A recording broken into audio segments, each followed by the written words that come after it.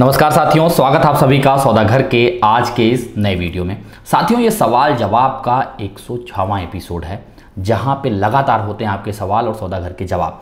आप अपने सवाल को कमेंट सेक्शन में लिख के जो है पूछ सकते हैं, या फिर डिस्क्रिप्शन में हमने क्वेरी कंसर्न फॉर्म डाल रखा है, वहां क्लिक करिए, अपनी समस्या हम तक सिंपल तरीके से पहुंचा दीजिए।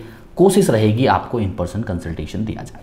चलिए शुरुआत करते हैं सवालों से। यदि आप लोगों को प्रयास पसंद आए तो वीडियो को लाइक जरूर करिए, शेयर करिए, जिससे ज़्यादा से ज़्यादा लोगों तक पहुंचे ये जानकारियां। क्योंकि आपके मन में दुविधा है, आप सवाल पूछते हैं तो उसके जवाब से बहुत से लोगों को फ़ायदा मिलता है। तो जितना आप लोग लाइक करेंगे, जितना शेयर करेंगे, उतने ज़्यादा से ज़्यादा लोगों तक पहुँचेगा और सबको जानकारी मिल पाएगी। चलिए पहला सवाल ले लेते हैं। रॉकी जी हैं, इन्होंने लिखा है, my builder is stating that he will cancel my flat as I had an argument with him about possession date. 90% payment is done, registration is done, does builder has any right to cancel? No, इसका सीधा जवाब है नहीं। देखिए, किस base पे जो है कोई डेवलपर, कोई प्रमोटर आपके एग्रीमेंट को कैंसिल कर सकता है? सीधी सी बात है, उसने मान लीजिए पेमेंट का डिमांड आपसे किया है, लगातार वो फॉलोअप कर रहा है और एग्रीमेंट में मेंशन होती हैं चीज़ें। अगर लगातार फॉलोअप के बाद तय समय सीमा निकल जाने के बाद भी अगर आपका पेमेंट नहीं आ रहा है तो वो कैंसिल कर सकता है। यदि आप रिस्पॉन्ड नहीं कर रहे हैं किसी चीज़ के लिए तो वो कैंसिल कर सकता है। लेकिन वो एक्सट्रीम लेवल पे इतने आसानी से कोई आपका एग्रीमेंट कैंसिल नहीं कर सकता। अगर कोई डेवलपर इस तरीके से आपको धमकी दे रहा है, उसे पब्लिक फोरम पे ले आइए। कौन है ये, इसके बारे में सबको जानकारी मिलनी चाहिए। लेकिन हाँ, डेवलपर क्या कह रहा है उस मुद्दे को आप सही से समझ लीजिए। अगर वो चीज़ आपके फेवर में नहीं है या फिर जैसा होना चाहिए वैसा नहीं है तो आपको कड़ा कदम उठाना चाहिए। कहीं आपको लगे तो महारेरा को भी पिक्चर में ला सकते हैं, कंज्यूमर फोरम को भी पिक्चर में ला सकते हैं। लेकिन पहले आप रिटन डिस्कशन करके जो भी चीज़ें हैं उसको अपने हक में रखिए, यानी कि जो भी बात आपकी वर्बल हो रही है उसे लिखित रूप में जरूर ले आइए। और इस तरीके से कोई भी कैंसिल नहीं कर सकता है। आपकी जो समस्या है वो जेन्युइनली उनसे पूछिए। अगर कुछ ऐसी चीज़ें हैं जो हम लोग जवाब दे सकते हैं तो आप उस समस्या के बारे में भी यहाँ पे पूछ सकते हैं। अभी जो आपने पूछा है उसका जवाब है नो, इस तरीके से कोई कैंसिल नहीं कर सकता है। अगले सवाल की तरफ बढ़ते हैं। अभिज्ञ रघुवीर जी हैं, इन्होंने लिखा है, hello sir, thank you for your effort and help to the buyer. Thank you so much रघुवीर जी, आपका कमेंट, आपका सराहनीय वर्ड लगातार हम लोगों तक पहुंचता रहता है, उसके लिए आपको तहे दिल से धन्यवाद। आगे आपने लिखा है, is there a way I can connect to the people who have bought flat in same project as me? Builder does not provide this info readily. देखिए, जाहिर सी बात है अभिज्ञ जी कि कोई डेवलपर नहीं चाहेगा कि पोजीशन लेने के पहले सारे बायर्स एक दूसरे को जान जाएं। कारण क्या है? सिंपल, आप सभी को पता ही है कि पहली चीज़, कोई समस्या हो तो वो एक्सकेलेट ना हो पाए, क्योंकि जब ग्रुपिंग होगी तो एक्सकेलेट होगा। एक की आवाज़ 100 लोग बनेंगे और फिर डेवलपर के लिए फाइट कर पाना मुश्किल होगा। एक इंडिविजुअल को, हर एक इंडिविजुअल को अलग अलग समय पे कन्विंस करना या उन्हें दबाना आसान है, लेकिन जब आप लोग ग्रुप में आएंगे तो उस चीज़ को उतने आसानी तरीके से वो आप सब पे इम्पोज नहीं कर पाएगा। यही कारण है कि डेवलपर किसी के इन्फॉर्मेशन आप लोगों के साथ शेयर नहीं करते जिन्होंने खरीदा है। और कुछ हद तक यह भी सही होता है जिसको कि बहुत बड़ा जो है एक तरीके से शेयर दिया जाता है कि प्राइवेसी हम लीक नहीं करना चाहते। ये कुछ हद तक बात सही है कि हर किसी की प्राइवेसी हर कोई डिस्क्लोज नहीं करना चाहता, लेकिन बुकिंग के टाइम पे, एग्रीमेंट के टाइम पे जैसे सारी चीज़ जो है पूछी जा रही है, उसे भी पूछा जा सकता है, क्या आप अपनी आइडेंटिटी डिस्क्लोज करना चाहेंगे किसी और बायर के साथ या नहीं? अगर किसी ने नहीं दिया है तो आप उसका मत शेयर करिए। जिसने कहा है हाँ बिल्कुल मैं चाहता हूँ, तो उसका आप शेयर कर सकते हैं। ऐसी चीज़ें लाई जा सकती हैं। जहाँ तक आपका सवाल है कि किस तरीके से हम लोग जुड़ सकते हैं, देखिए उसके लिए एक ही माध्यम है कि आप किसी सोशल मीडिया पे एक ग्रुप पे जुड़ें, चाहे वो टेलीग्राम हो, चाहे वो व्हाट्सएप हो। कोशिश करें कि आप लिंक जो है कमेंट में डाल के देखिए, कुछ लोग जुड़ेंगे, कुछ अननेसेसरली लोग भी जुड़ सकते हैं। तो आप हर किसी से फ्लैट नंबर या किसी तरीके से आप वेरिफिकेशन डाल सकते हैं, जिसका जवाब सही आने पे आप उन्हें अप्रूव करके रखिए। अगर जो जवाब सही नहीं आता है तो आप उन्हें एग्जिट करा सकते हैं ग्रुप पे, एक तरीका। लेकिन जब आप इस तरीके के ग्रुप का लिंक या कुछ भी जो है कमेंट में डालते हैं तो वो सीधे स्पैम की कैटेगरी में ऑटोमेटिकली फिल्टर हो जाता है। कोशिश करेंगे अगर ऐसे कोई कमेंट आ रहे हैं तो मैं उसे बैकएंड से अगर अप्रूव कर सकता हूं, अगर यूट्यूब उसे अलाउ करता है मैं उसे अप्रूव कर दूंगा, आप जैसे जितने लोग हैं। एक ये तरीका है। दूसरा तरीका यह है कि आप व्हाट्सएप पे डाल के रखिए किस डेवलपर के यहाँ कैसे आपने खरीदा है। जितने भी हमारे पास कॉमन लोग मिलेंगे उनसे पूछ के कि क्या आप आपस में जुड़ना चाहते हैं, तो इस तरीके से 2-2, 4-4, 5-5 लोग अगर आप जुड़ते जाएंगे तो धीरे धीरे सारे जो है लोग कहीं ना कहीं मैक्सिमम लोग जो है आपके साथ जुड़ सकते हैं।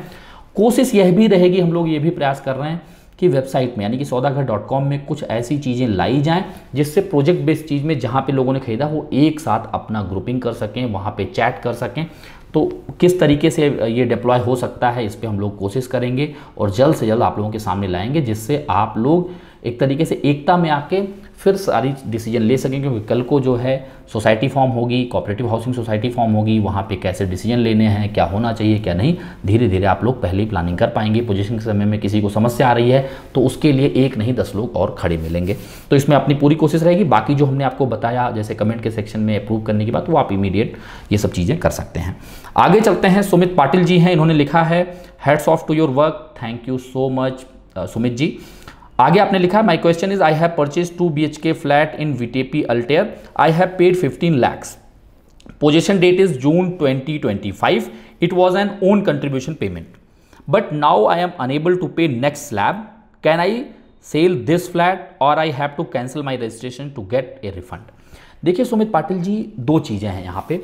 पहली चीज़, अभी इस प्रोजेक्ट में अगर आप देखें तो एक्सकेवेशन का काम पीछे हुआ था, अभी कोई इस तरीके से फाउंडेशन या कंस्ट्रक्शन वर्क स्टार्ट नहीं हुआ है। जून 2025 यानी कि मोटे मोटे तौर पे अगर कहा जाए तो 3 साल से कम समय बचे हैं। और जिस हिसाब से ये हाई राइज टावर है, नीचे आपके पार्किंग है, उसके ऊपर 30-32 स्टोरी टावर्स रहेंगे, तो कहीं ना कहीं प्रोजेक्ट का कंस्ट्रक्शन डिले जरूर है।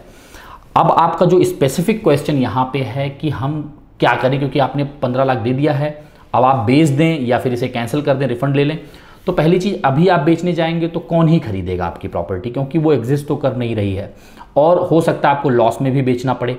जो आपने अभी तक जितना प्रो रेटा बेस पे जितना पेमेंट आपने डेवलपर को किया 15 लाख, उसका GST भी आपने पे किया होगा, स्टैम्प ड्यूटी भी उसके अंदर होगा, तो ये सारी चीज़ों का रिफंड मिल पाना मुश्किल है।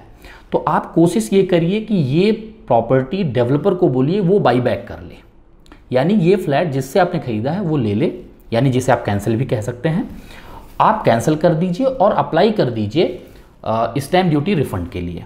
हाँ, यहाँ पे एक चीज़ यह भी है, डेवलपर आपसे हेफ्टी अमाउंट डिडक्ट कर सकता है कैंसिलेशन के नाम पे। जो महारेरा का नया गाइडलाइन आया है जिसमें अलॉटमेंट लेटर की बात की गई है, उसमें तय सीमा दी गई है 15 दिन तक अगर आप जो है कैंसिल करते हैं from the date of allotment, 0 cancellation fee होगा, उसके बाद आधा %, फिर 1%, इस तरीके से 1.5 से 2% तक जाता है। लेकिन आपका एग्रीमेंट हो चुका है तो एग्रीमेंट में जो क्लॉज मेंशन है कैंसिल होने पे क्या होगा, वो चीज़ अब आपके साथ अप्लाई होगी। उसमें कितना डिडक्शन है, 2% है, 5%, 10% है, तो टोटल एग्रीमेंट कॉस्ट का उतना डिडक्ट होगा और वो बचा हुआ पैसा मिलेगा।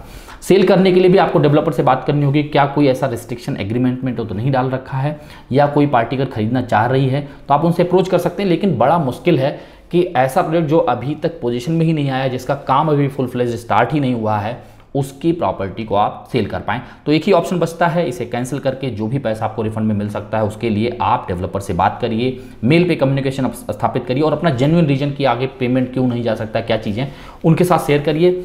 हो सकता है ये मैटर आपके हक में आ जाए, यानी कि आपके तरीके से रिजॉल्व हो जाए। तो अगर आपको जैसे कुछ कैंसिलेशन फ़ी भी कटता है तो जितना मिल जाए उतना अच्छा है, क्योंकि आगे का स्लैब आप नहीं देंगे तो पूरा लैप्स हो, इससे अच्छा है कि जो भी डिडक्ट हो उसके बाद का पैसा आपको मिल जाए। आगे चलते हैं। इमा आई जी हैं, इन्होंने पूछा है thanks for all these information, thank you so much Ima ji. आगे आपने लिखा है my flat is 5 to 6 year old, there is a huge leakage from my above floor towards our room at many places. I had requested to the neighborhood above to look for seepage. Seems they had done some filling work but problem persist. Is this problem supposed to be checked by the builder as it's definitely due to quality issue from their side and bear all the cost? Can I ask for the same? बिल्कुल आप क्यों नहीं, आप developer से approach कर सकती हैं। भले एज पर महारेरा 5 साल तक, यानी from the date of possession 5 साल तक उसकी जिम्मेवारी होती है जो भी मैन्युफैक्चरिंग डिफेक्ट होता है। अब आप कह रहे हैं कि 5 से 6 साल, तो एक बार आप चेक कर लीजिए कि डेट ऑफ पोजीशन क्या था जब आपने पोजीशन लिया है। अगर उसके 5 साल के अंदर हैं तब तो आप बिल्कुल कानूनन तौर पे भी जो है डेवलपर को बोल सकती हैं कि वो इस चीज़ को चेक करें। मान लीजिए 5 साल पूरा हो चुका है, जैसा आपने 5 to 6 ईयर यहाँ पे मेंशन किया, अगर आप छठे साल में आ चुके हैं फिर भी आपको डेवलपर को अप्रोच करना चाहिए, भाई ये समस्या क्यों आ रही है। उनको ज़्यादा अच्छे से पता है कि क्या चीज़ें यूज हुई हैं, कहाँ पे वाटर प्रूफिंग की गई है, कहाँ पे नहीं की गई है, किस तरीके से उसको रिजॉल्व किया जा सकता है, कम से कम वो सोल्यूशन तो दे पाएंगे। बाकी मान लीजिए अगर खर्चा वो नहीं भी बियर करते हैं तो आपकी सोसाइटी या आप खुद बियर करके कम से कम जो समस्या है उसे तो ख़त्म किया जाए पहले जड़ से। लेकिन अगर अच्छा डेवलपर होता तो शायद ये समस्या ना आती, और अगर अच्छा डेवलपर वो है और बनना चाह रहा है कि आने समय में अच्छा करेंगे तो ऐसी समस्याओं को एड्रेस करके अपने खर्चे पे कराएगा, क्योंकि ये कहीं ना कहीं उसके लिए एक स्टेपिंग स्टोन होगा जो चारों तरफ ये मैसेज ले जाएगा कि ठीक है समस्या आई पर उसे डेवलपर ने एड्रेस भी किया। तो ये सारी चीज़ें आपको डेवलपर से खुला संवाद करना चाहिए, उनके सामने बिल्कुल ले जाइए, देरी मत करिए कि ये समस्याएं आ रही हैं, उसके फोटोज हों, उसके वीडियोज़ हों, उनके सामने दिखाइए और एक उसके सोल्यूशन के रूप में बात करिए, ना कि क्लैसेस क्रिएट करने के लिए। क्योंकि सबसे पहला आपकी प्रायोरिटी अभी ये होनी चाहिए कि जो लीकेज सीपेज की समस्या है उसे पहले ख़त्म किया जाए। अब उसमें खर्चा कौन देगा कौन नहीं देगा वो सेकेंडरी है, लेकिन उसकी मेन समस्या क्या है ये डेवलपर बता सकते हैं, उनके आर्किटेक्ट बता सकते हैं किस तरीके से मैकेनिज्म या कंस्ट्रक्शन किया गया है। तो ये पहले आप लोग कर लीजिए, उसके बाद जो है उसका परमानेंट सोल्यूशन क्या होता है वो निकलने के बाद आप उसे करा लीजिए, तो शायद आगे आने वाले समय में समस्याएं नहीं आएंगी। कई बार ये समस्याएं इसलिए भी होती हैं जो आपकी ग्राउटिंग होती है, यानी कि जो टाइल्स के ज्वाइंट होते हैं वो प्रॉपर फिक्स ना होने की वजह से ये लीकेज सीपेजेस आते हैं। अगर उस ग्राउटिंग को फिल करा लिया जाए तो बहुत हद तक ये समस्याएं जो है खत्म भी हो जाती हैं, क्योंकि जरूरी नहीं है कि टॉयलेट में अगर लीकेज सीपेज है तो टॉयलेट्स में के नीचे वाले ही फ्लोर पे वो समस्या होगी, वो स्प्रेड हो सकता है आपके लिविंग एरिया में सीपेज लीकेज हो रहा हो, क्योंकि वो वहीं से जो है ट्रेवल करके टाइल के नीचे से पानी आके दूसरी जगह पे समस्या क्रिएट करती हैं। कई बार ऐसा भी होता है कि मान लीजिए किसी का टैप ओपन खुला है और फ्लैट में पानी भर गया, तो देखिए वाटर प्रूफिंग तो आपका सिर्फ टेरेस एरिया का, ड्राई एरिया का, बैल्कनी का और टॉयलेट का हो रहा है, लेकिन जो पूरा फ्लैट है, जो लिविंग एरिया है आपका, जो डाइनिंग एरिया, जो बेडरूम है, वहाँ पे तो वाटर प्रूफिंग हुई नहीं है, तो वहाँ से क्या सीपेज होके टाइल के जॉइंट्स के बीच में से पानी जाके आपके यहाँ सीपेज आया है, लीकेज आया है, तो वो भी देखने वाली बात होगी। कहीं ऐसा नहीं ऊपर वाले फ्लैट में कभी ऐसा हो गया हो, वाटर लॉगिंग हुई हो, कोई टैप खुला रहा हो, इस वजह से वो सीपेज बना हुआ है और लगातार जब तक कि उसकी नमी खत्म नहीं हो जाएगी, वो जो डैम्पनेस है वो खत्म नहीं होगा, तब तक वो समस्या बनी हुई है, ये भी चेक करना जरूरी है। लेकिन ग्राउटिंग फिल करा लीजिए और डेवलपर से पहले बात कर लीजिए, जिससे उस समस्या को आप जड़ से खत्म कर पाएं। आगे चलते हैं, डॉली बिंद्रू जी हैं, इन्होंने सवाल किया है, Ravinanda skylights project in Wagholi, please share some update about this project as he is not giving the possession and work has stopped as well.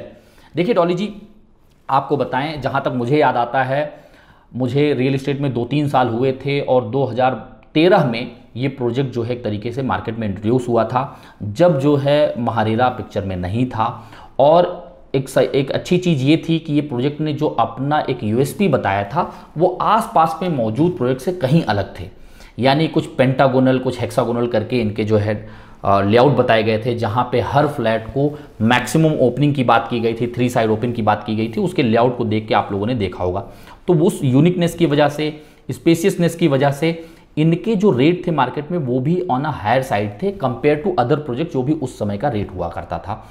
तीसरा जो इनका सबसे एक तरीके से प्लस पॉइंट था या यूएसपी था, जिसे ये प्रोजेक्ट करके प्राइस जस्टिफाई कर रहे थे, वो था जो गगन अधीरा और मैजेस्टिक मैनहट्टन के सामने से रास्ता आ रहा है, यानी कि जो नगर रोड से होता हुआ रास्ता आ रहा है वो सीधा रविनंदा प्रोजेक्ट के सामने से होता हुआ बावड़ी वाले रोड तक जाके कनेक्ट होना था, जहाँ पे भैरवनाथ का टेम्पल है और बगल में बावड़ी है, और वही रास्ता जो है सीधा आगे चल के जो आपका वाघेश्वर मंदिर से रास्ता आ रहा है नगर रोड से, अगेन वो सीधा वाघोली लोहगांव रोड से आगे निकल जाता। ऐसा प्रोजेक्ट किया गया था, लेकिन वह रास्ता भी कंप्लीट नहीं हो पाया, जस का तस बना रहा। यानी कि जो यूएसपी दिखाई गई थी कि आपको ये रास्ता कनेक्ट होगा, नहीं हो पाया।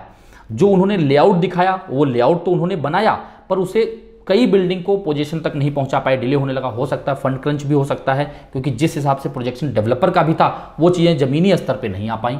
तो ये कहीं ना कहीं मुझे पॉइंट्स लगते हैं जो इस प्रोजेक्ट को डिले कर चुके हैं। लेकिन इसका जब आप महारेरा चेक करते हैं तो दिसंबर 2022 था पोजीशन डेट, जो अभी एग्जिस्टिंग टावर्स के जिनके काम चालू हैं, और एक्सटेंशन मिलने के बाद ये आपका दिसंबर 2023 हो चुका है।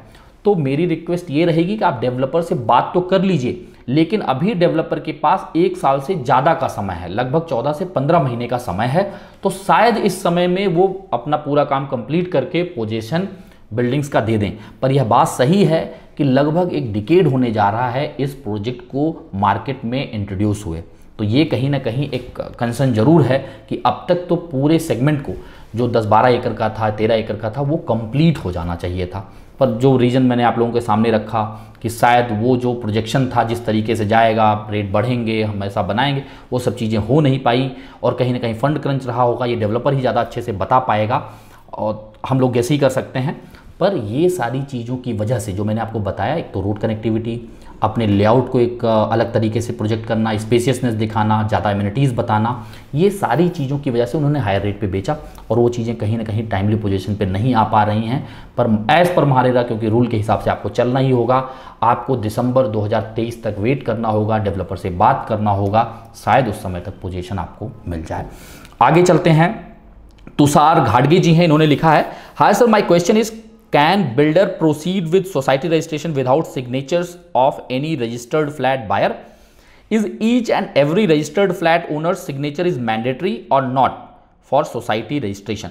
देखिए तुषार घाटगे जी, बड़ा अच्छा सवाल है, इसके माध्यम से काफ़ी लोगों को ये जानकारियाँ मिल पाएंगी और तमाम इसी तरीके से जुड़े सवालों का जवाब हम पिछले एपिसोड में, यानी कि जो तमाम एपिसोड सवाल जवाब के आते हैं उसमें हम लोग दे भी चुके हैं।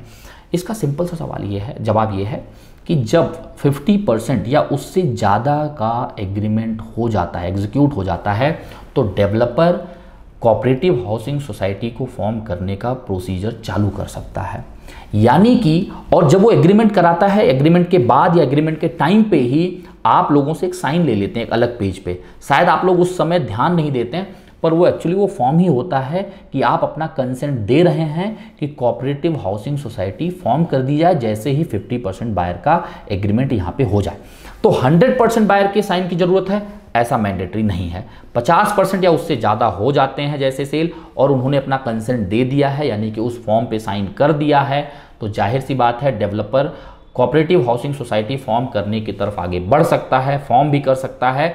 और फिर बिल्डर ये चाहेगा कि जल्द से जल्द कोऑपरेटिव हाउसिंग सोसाइटी आप लोगों के नाम पे कर दिया जाए, आप लोग उस सोसाइटी को रन करिए और उसके मेंटेनेंस का मैनेजमेंट रखिए। कई डेवलपर 1 साल 2 साल का जो है मेंटेनेंस भी आप लोगों से लेके रखते हैं, पर उसे जो है डेवलपर को ट्रांसफर करना होता है जब आप नेम चेक के लिए देते हैं, यानी कि क्या वो नाम अवेलेबल है कोऑपरेटिव हाउसिंग सोसाइटी को मिलने के लिए। जैसे वो अप्रूव होता है तुरंत उसी नाम से अकाउंट ओपन हो जाता है। और मान लीजिए कि 1 साल का आप लोगों से मेंटेनेंस लिया गया और 6 महीने ही मेंटेन किया गया है, तो बचे हुए 6 महीने का मेंटेनेंस उस पर्टिकुलर अकाउंट में जो कोऑपरेटिव हाउसिंग सोसाइटी से लिंक्ड है, उसी नाम पे है, उसमें डालना होता है और फिर जो है आप हैंडओवर कर सकते हैं। फिर कोऑपरेटिव हाउसिंग सोसाइटी उसे रन करेगी और जैसे ही वो 6 महीना जो और बचा हुआ वो खत्म होगा, फिर वो आप मतलब यानी आप लोग ही जो मेंबर होंगे, कमेटी मेंबर्स होंगे, सेक्रेटरी होंगे, चेयरमैन होंगे, वो लोग डिसाइड करेंगे कि यहाँ का मेंटेनेंस कितना रखना है पर मंथ आप लोगों को, या क्वार्टरली आपको कितना पे करना है। ये पूरा प्रोसीजर है और आशा करते हैं आपके सवाल का जवाब भी मिल गया होगा और आपसे जुड़े जितने भी लोग होंगे इस तरह का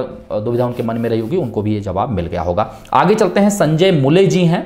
संजय मुले जी ने लिखा है, हर एक प्रोजेक्ट में माढ़ा के लिए रिजर्वेशन होता है क्या? देखिए, हर एक प्रोजेक्ट में माढ़ा के लिए रिजर्वेशन बिल्कुल होता है, बशर्ते वह प्रोजेक्ट 1 एकड़ या उससे बड़ा हो। अगर कोई प्रोजेक्ट 1 एकड़ या उससे बड़ा है तो 20% इन्वेंट्री, मान लीजिए 100 इन्वेंट्री आप जो है दे रहे हैं नॉर्मल फ्लैट बायर्स के लिए, जो आप इंट्रोड्यूस कर रहे हैं, मार्केट में बेच रहे हैं, प्रमोट कर रहे हैं, तो आपको 20 फ्लैट बनाने होंगे। अगर 200 बना रहे हैं तो उसी तरीके से 40 फ्लैट। तो ये 20% का क्राइटेरिया रखा गया है जो भी प्रोजेक्ट साइज 1 एकड़ या उससे बड़े हैं, तो इतना बनाना होगा और उसका इंटीमेशन कहीं ना कहीं माढ़ा को इंटीमेट करना होगा। महाराष्ट्र हाउसिंग जो डेवलपमेंट है उनको जब आप इत्तला करेंगे तो वो लॉटरी सिस्टम, जैसे समय समय पर आप लोग देखते होंगे कि वो निकालते रहते हैं।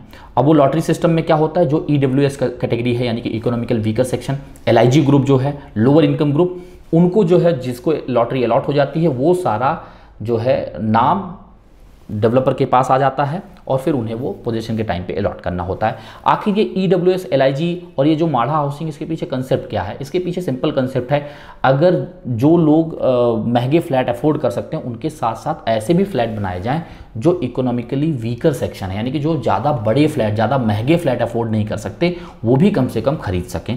उनके लिए 300 से 500 स्क्वायर फीट के बीच में आपको फ्लैट बनाने होते हैं और जो आपका कॉस्ट आ रहा है, कंस्ट्रक्शन कॉस्ट, उससे सिर्फ 20% ऐड करके ही आप उसे इंट्रोड्यूस कर सकते हैं। वो 20% में पता ही आपको, जैसे लाइजनिंग के खर्चे होते हैं और आप वहाँ पे टीम बैठा के रखते हैं, किसी भी तरीके से मान लीजिए अगर कुछ मटेरियल जो है फ्लक्चुएट होता है, यानी कि कॉस्ट अपग्रेड होता है, तो वहाँ पे समस्याएं ना आए, इसी वजह से कॉस्ट प्लस 20% करके उसे अलॉट करना होता है और 300 से 500 स्क्वायर फीट के बीच में ये फ्लैट बनाए जाते हैं।